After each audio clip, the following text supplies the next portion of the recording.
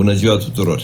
După o scurtă, dar frumoasă vacanță, cu excepția celor 3 zile petrecute în România, revenim la seria de videoclipuri cu poliția rutieră, spaima circulației. Și poposim la Arad, unde mor oameni. De aproape un an, comisar șef Dan Constantin Stoicănescu este șeful inspectoratului.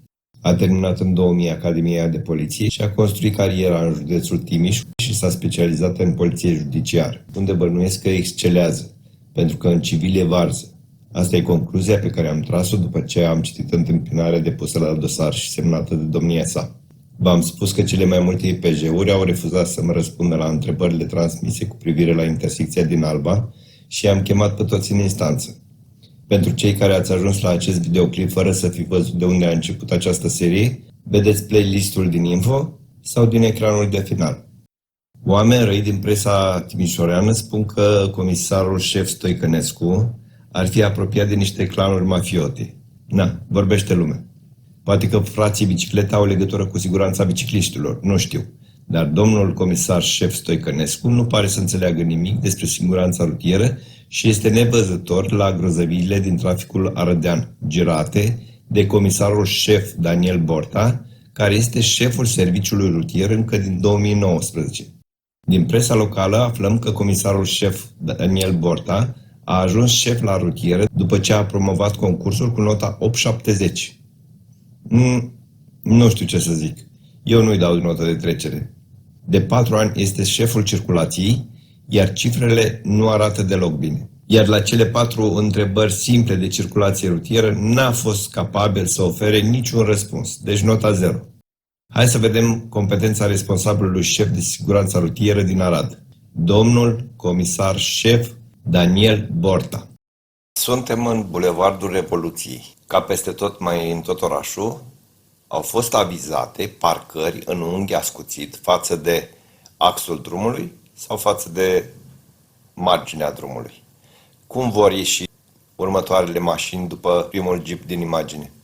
Cu spatele, fără vizibilitate asupra drumului, fără să știe dacă în banda 1 circulă cineva cu 50 de km pe oră.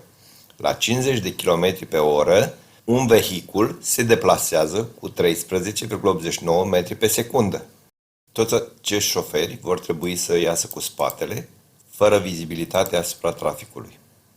Am explicat într-un video trecut care este modelul cel mai sigur de parcare pentru siguranța rutieră. În Grigore Alexandrescu, aceeași situație. Vehiculele parcate nu pot ieși în siguranță din parcare pentru că nu văd dacă în banda 1 circulă vreun vehicul în acel moment sau nu. Aici avem și o pistă de biciclete ca să fie frumos. Să avem reportaje la știri cu bicicliști care au ajuns sub roțile mașinilor. Da? Dar mi se pare ceva foarte interesant aici. Ce avem noi aici? Avem o intervenție. Drum în lucru. Serios? Și cum semnalizăm noi drumul în lucru? Stai să ne uităm mai din spate. Păi nu-l semnalizăm. Îi lăsăm pe ăștia care ajung aici să rămână blocați, să intre în conflict cu cei din banda 1 și mai departe să ori descurca ei, da? Cum se efectuează semnalizarea pentru lucrările de zi? Și traficul este protejat și muncitorii care lucrează sunt protejați și pot lucra în siguranță. Mergem mai departe. Aoleu. Ce avem aici? Drumul principal, inclusiv banda de biciclete, virează la stânga. La stânga, la terasă. Mai bem o bere, dacă e cald afară, ne răcorim, nu-i așa? Mă, cine a putut să avizeze terasa asta în drumul public? Ce cutie are ăla care are această terasă? La Ratio? Sau la Mozart? Unde bem cafeaua? Bă, voi nu sunteți normali la cap? Cum să avizați o terasă în drumul public? Daniele, la ce ai luat tu 870? Că la circulație văd că nu prea te pricepi. Unde e influența? Câte benzi avem aici? 2? Și aici câte avem? 1. Cine intră primul? Cel din banda 1 sau cel din banda 2? Cel cu Loganul sau cel cu Merțanu? Că la BMW-uri e clar, ei sunt campioni, ei intră primii. Și am revenit în Bulevardul Revoluției. Și ce avem noi aici? Avem 2 benzi pentru direcția înainte, iar aici tot 2 benzi pentru direcția înainte? Înainte și la stânga. La stânga am înțeles-o, dar înainte... La care înainte? Rămâi prost. Înainte pe linia de tramvai? Așa o fi. Dacă spui mata, domnul Daniel, comisar șef la circulație, așa o fi. Sunt responsabil. Hai să mergem mai departe. Același tip de parcare, care nu e important pentru voi cei de la circulație. Și ce ați făcut aici? Bă, voi sunteți tâmpiți? Cum să puneți, mă, terasă în calea de rulare? Ce se întâmplă cu camioneta încărcată care rămâne fără frâne? Sau cu șoferul la fumat, știți voi? Ce se întâmplă cu cei de la terasă care se trezesc cu o mașină în cafea sau în halba de bere? Sau nu se mai pune dacă mor 2-3? Cifre statistice și asta e. Eu înțeleg că Aradul e un oraș turistic, dar nu înțeleg invenția voastră. Cum ați putut face așa ceva? Cum ați putut să desființați o parcare și să puneți niște terase în proximitatea căii de rulare? Da, poate fi considerat o neglijență, fără îndoială. Și hai să mergem un pic, să vedem ce se întâmplă sub nasul vostru. Și am ajuns în strada Vârful Cudor. Cudor de siguranță rutieră, da? Siguranță rutieră. Și ne îndreptăm spre Inspectoratul Județean de Poliție. Și la Inspectoratul Județean de Poliție ce avem aici? Avem un șantier, da?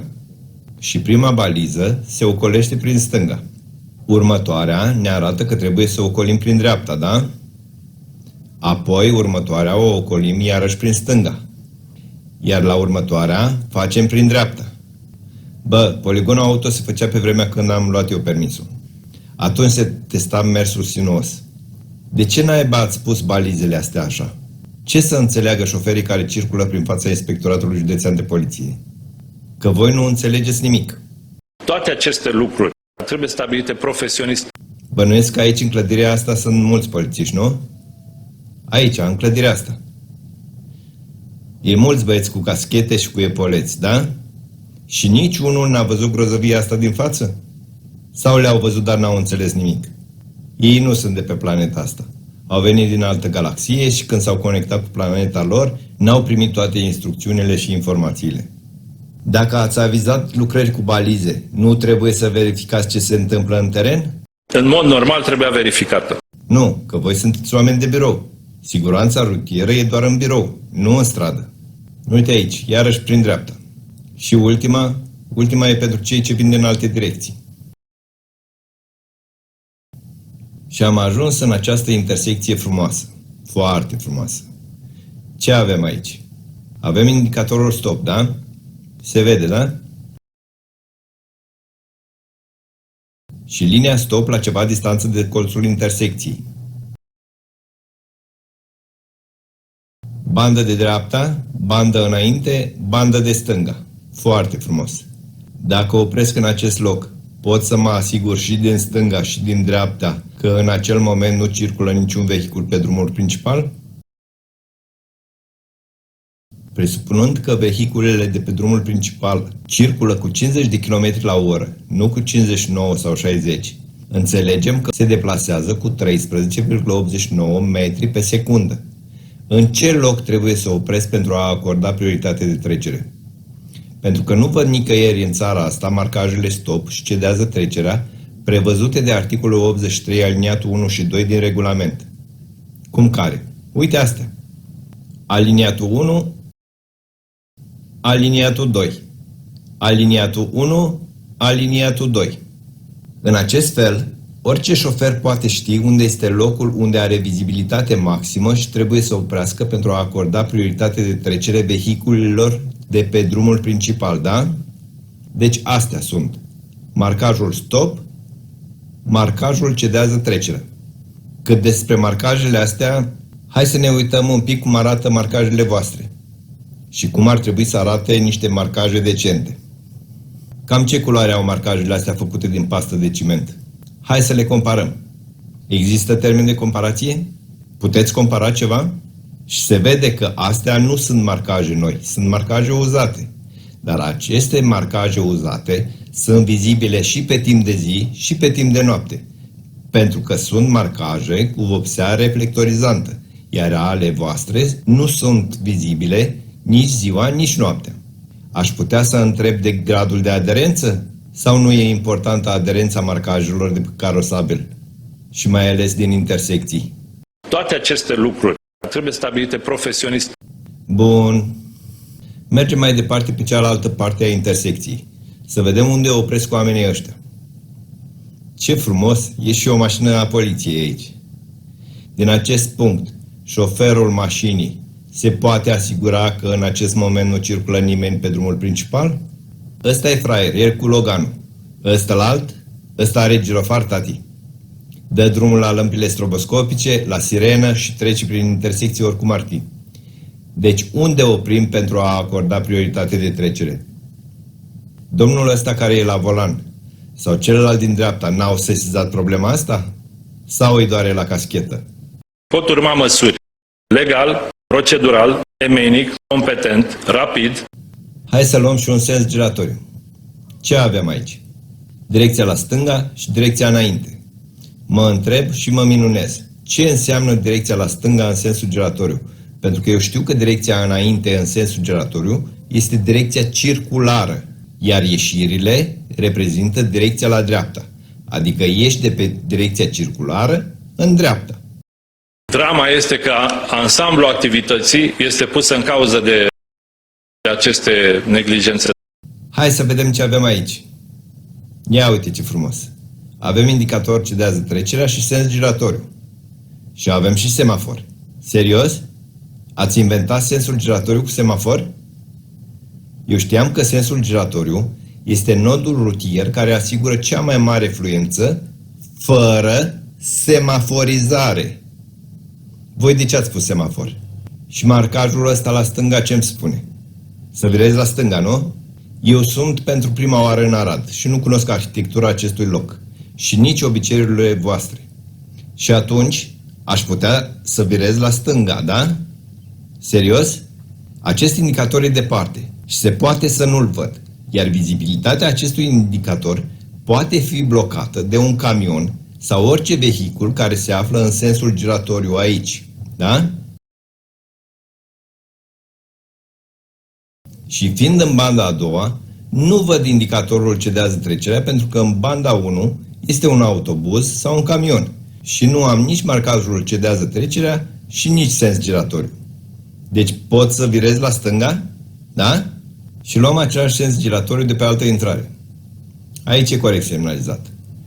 Dreapta pentru cei din banda 1, înainte pentru cei din banda a doua. Doar că habar n-am că intru într-un sens giratoriu dacă sunt în banda 2, iar în banda 1 este un vehicul înalt. N-am nici indicator de sens giratoriu, nici indicator cedează trecerea. Doar cei din banda 1 au indicatorul cedează trecerea, care acoperă vizibilitatea asupra indicatorului sens giratoriu. Unde-i sensul giratoriu? E ascuns undeva în spatele semaforului.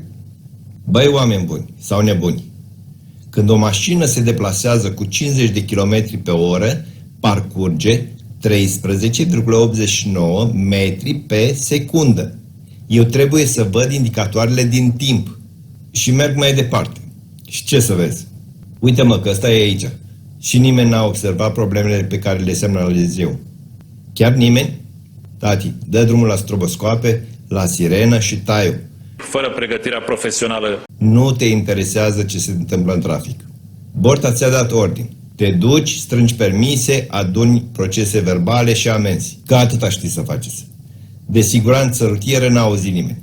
Aici, măcar aici e bine pus marcajul cu pierderea benzii. Pentru ca cei din banda 1 să știe să-și găsească loc în banda a doua. Pentru că de multe ori am văzut în România marcajul cu săgeată care te obligă la stânga. Da, din banda 1 te obligă să virezi la stânga. Hai să mai luăm încă un sens giratoriu. Ce sens giratoriu e ăsta? Ce ați inventat aici? Deci sunt într-un sens giratoriu. Bun. 2 benzi pentru stânga, adică pentru a continua în sensul giratoriu pe direcția înainte. Și 1, 2, 3 benzi pentru a ieși din sensul giratoriu. Deci înseamnă că trebuia pus marcajul la dreapta și nu înainte. Ieșirile sunt la dreapta, da? Și ce avem noi aici? Semafor? Păi sens giratoriu cu semafor în interior? Mă blochez în interior? Văd și marcajul cu linia stop. Păi în sensul giratoriu, prioritatea este pentru cei care se află în interiorul sensului giratoriu, iar cei care intră trebuie să acorde prioritate de trecere celor care sunt deja în sensul giratoriu. Deci ați pus marcajul ăsta cu linia stop? E linia stop de la semafor. Și ăștia au semafor și ăia au semafor. Să spun aici s-a greșit? Aici iar e sens giratoriu. Dar nodul nu seamănă cu un sens giratoriu. Hai mă băieți să vedem ce înseamnă un sens giratoriu. Cum apare sensul ăsta giratoriu? Direcția înainte este direcția circulară. Avem indicatoare pentru toți cei care intră, da? Cei din interior au prioritate de trecere. Cei care intră trebuie să acorde prioritate de trecere. Avem indicatorul care le arată celor care intră că intră într-un sens giratoriu. Aici de asemenea, da? Cei de pe intrare au marcajul cedează și cam așa arată un sens giratoriu. Aici nu s-a greșit. Nu înțeleg ce ați inventat aici. Ce reprezintă această amenajare rutieră? Că la voi în caschetă toate amenajările rutiere sunt o intersecție. Hai să mai luăm o intersecție. Aici avem o bifurcație, semnalizată doar prin marcaj. Nu văd niciun indicator rutier de bifurcație. Și aici avem o amenajare rutieră combinată, formată dintr-o bifurcație, aici, cel care iese, și o intersecție cu cei care intră. Aici sunt foarte confuz. Am banda pistei de biciclete, iar în dreapta ei o altă bandă de mers în sensul meu. Ce caută mașina aia pe contrasens? Am indicatorul ăsta aici, dar s-ar putea să nu-l văd la timp. În dreapta s-ar putea să am o mașină înaltă, o camionetă, un microbuz, autobuz sau mai știu eu ce. Și nu văd indicatorul ăsta și intru direct pe contrasens. Domnul ăsta cu care mă întâlnesc s-ar putea să fie foarte supărat atunci când se întâmplă. Aici, soluția este să puneți un marcaj prin care să-i obligați pe cei ce ies din bulevard să intre în banda corespunzătoare și să observe din timp că acolo e circulație în ambele sensuri. Băiatul ăsta cu BMW are voie să oprească aici? Are, pentru că e șofer de BMW. Mai departe. Nu avem niciun indicator care să ne arate să ocolim scoarul, dar avem marcajul pistei de biciclete și presupunem că putem păstra direcția și banda corectă. Și am ajuns pe strada Bihorului. 3 benzi pe sens. Indicatorul cedează trecerea pentru cei din banda 1, dacă îl vede cineva. Hai să vedem mai din spate dacă se vede indicatorul ăla, pentru că am senzația că indicatorul nu se vede. Nu prea se vede. E un pic acoperit de vegetație. Aici lipsește indicatorul de ocolire, dar cel puțin avem marcajul cu linia continuă. Dacă în banda 1 se află un autobuz, camionetă, microbuz, camion și așa mai departe, cei din banda 2 și din banda 3, cum vor ști că aici este indicatorul cedează trecerea? Pe asfalt nu văd niciun indicator, doar la trecere de pietoni văd linia stop și mai apoi pot intra în intersecție fără să acord prioritate. Aici n-a fost bine. Ajungem în calea Aurel Blaicu. Aici avem un semafor la linia de tramvai. Cei din banda a treia care virează stânga îi vor bloca pe cei care sunt în spate. Avem direcția înainte și la stânga, da? Păi cei care vor să meargă înainte vor fi blocați de cei care opresc la acordarea priorității tramvaiului sau la semafor. Asta înseamnă fluiditate, domnul comisar. Domnul comisar șef, alo, puteai să ceri bandă dedicată pentru stânga și era suficient ca traficul să nu se mai ștranguleze aici. Hai să vedem și străduțe mai mici. Suntem în Badea Cârțan. Și ce avem aici? Avem indicatorul stop și marcajul cu linia stop. Dacă eu circul pe o stradă cu o mașină plină de noroi, primesc amendă. Dacă administratorul drumului public ține toate drumurile pline de noroi, ce primește? Bănuiesc că o decorație, pentru că toate drumurile din România, nu numai din Arad, sunt pline de noroi. Aici este vizibil de la o poștă, însă toate drumurile sunt pline de noroi, chiar dacă este uscat. Noroiul afectează nu numai distanța de frânare, ci și vizibilitatea. Știți voi, la cea mai mică ploaie, toată mașina e neagră, iar parbrizul nu mai oferă suficientă vizibilitate. În țările civilizate, ploaia spală mașinile de puținul praf care se depune pe acestea. În România, ploaia obligă pe șoferi să-și spele mașinile. Cei care ați condus chiar și numai prin Ungaria, știți ce spun. Am scos țara din noroaie. Du-te, mă, morții. Revenim la marcajul cu linia stop. Din acest punct, domnul comisar șef, te poți asigura din stânga și din dreapta că nu circulă în acel moment niciun vehicul prin intersecție cu 50 de km la oră? Adică 13,89 metri pe secundă? Sau marcajul cu linia stop trebuia pusă undeva mai în interiorul intersecției, unde să ai vizibilitate? Pentru că văd că și de o parte și de cealaltă parte a intersecției, banda e ocupată ori de straturi de flori, ori de parcare. Și aici ce e asta? O fi vreun sens giratoriu? Că nu m-aș mira. Grigore Alexandrescu, Dumnezeu să-l ierte. Ce indicator avem aici? Niciun indicator, niciun marcaj, nicio nimică. Intrăm în intersecția asta fără acordarea priorității de trecere, da? În caz de accident, cine plătește? Voi ar trebui să plăteți. Doar că arădenii n-au învățat încă să vă ceară banii. Poate așa, n-ați dat năvală la funcții pentru care nu aveți nicio pregătire. Asta e o stradă cu circulație în ambele sensuri? Ce se întâmplă când se întâlnesc doi deștepți pe segmentul ăsta de drum? Nu contează. Poliția rutieră e la datorie. N-are timp de tâmpeniile mele. Nu e inginerie, din păcate. Suntem în strada Banu Mărăcine. Și ce avem aici? 3 benzi pe direcția înainte, sens giratoriu cu semafor, da, din nou, iar dacă cel din banda 2 este flancat în banda 3 și banda 1 de vehicule înalte, cum va afla că aici este un sens giratoriu și care cedează trecerea?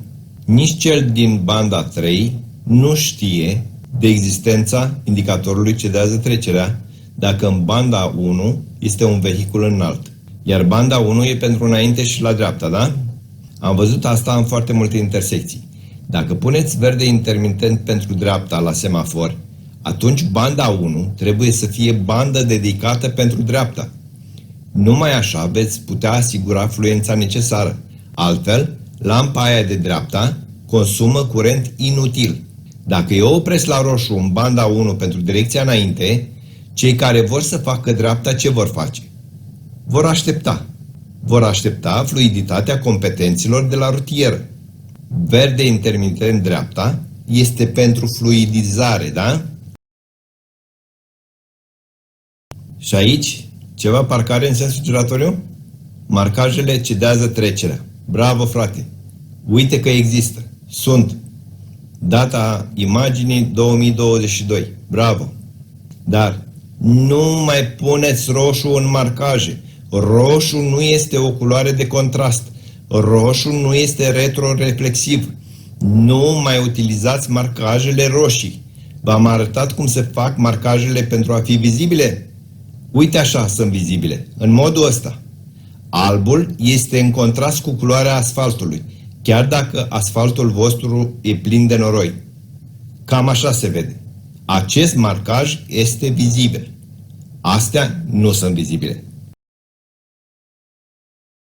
Aici, bifurcația este semnalizată corespunzător. Marcajele nu se văd nici în lumină, nici pe întuneric, pentru că sunt făcute din pastă de ciment. Din nou, semafoare sunt în interiorul sensului giratoriu. Cum să-mi pui semafor în interiorul sensului giratoriu? Scoateți indicatoarele de sens giratoriu. Faceți un alt tip de amenajare rutieră. Nu mai contrariați participanții la trafic. Nimeni nu mai înțelege nimic. Marcajul cedează trecerea din nou. Foarte frumos, foarte bine. Asta e o lecție grozavă. Mai puțin roșul din marcajul cedează. Și aici ce avem? Direcția înainte pentru ieșire și direcția la stânga pentru continuare în sensul giratoriu? Iar sunteți stâmpiți? Din nou? Semafor la ieșirea din sensul giratoriu? Iarăși? Deci pe aia pe care îi avem în interiorul sensului giratoriu, îi ținem la roșu. Iar cei care intră au verde. Și unde intră? Că sensul giratoriu e deja plin de mașini care așteaptă să iasă, dar sunt blocate de roșu de la semafor. Direcția înainte pentru ieșire, da? Deci dreapta e înainte și înainte e stânga. Bun? Da. Aici indicatorul sens giratoriu este bine instalat, doar că care înainte? Eu nu-l înțeleg. N-am înțeles. Și aici, de ce ați spus cedează trecerea la intrarea din banda 1 din Bretea? Asta putea fi o bandă dedicată. Bretea pentru dreapta, pentru prima intrare, fără să-i mai opriți. Mai departe, bifurcația e relativ bine semnalizată. Un pic jegoasă, dar nu contează, că vouă vă place să coopărăți din Cipane și Merțane direct în noroi. Chiar dacă e uscat, tot noroi se cheamă. Că la prima ploaie știți cum vă faceți mașinile. Pentru că nimeni nu se ocupă de siguranța traficului. Domnilor de la rutieră, pixul e la voi. Vedeți în descriere care vă sunt responsabilitățile, atribuțiile și puterile conferite de lege. Nu le mai redau în video. Voi sunteți ultimul filtru în siguranța rutieră. Constructorii și arhitecții, administratorii de drumuri, au voie să fie tâmpiți. Voi nu. Voi avizați, voi controlați, voi dispuneți. Voi puteți chiar să închideți drumuri care nu corespund din punct de vedere al siguranței rutiere. Dar voi dormiți sau pur și simplu sunteți proști. Orice neglijență sau vinovăție va fi supusă rigorilor legii. Cam asta e competența responsabililor de siguranța rutieră din județul Arad. Dar nu sunt singurii responsabili. Pe lângă semnalizarea rutieră, o altă componentă importantă în siguranța rutieră este educația rutieră, care se deprinde minimal în școlile de șoferi și se certifică de Direcția de Permise, care organizează examenele de conducere și certifică cunoștințele candidaților, iar în final le acordă sau nu dreptul de a conduce vehicule pe drumurile publice. În timp ce eu așteptam răspunsuri despre intersecția din Alba, pentru a afla care este competența celor de la permise, oamenii ăștia aveau alte preocupări. Un permis de conducere obținut fără probleme și fără prea mare bătaie de cap costă până la 400 de euro la Arad. Sunt acuzațiile procurorilor și ofițerilor anticorupție într-un nou caz de mită pentru carnete de șofer, de data aceasta în vestul țării. Azi anchetatorii au descins la Serviciul Județean de Permise, de unde au ridicat 4 polițiști bănuiți că închideau ochii la probleme în timpul examenelor auto. Anumiți polițiști au devenit complici moral la crimă.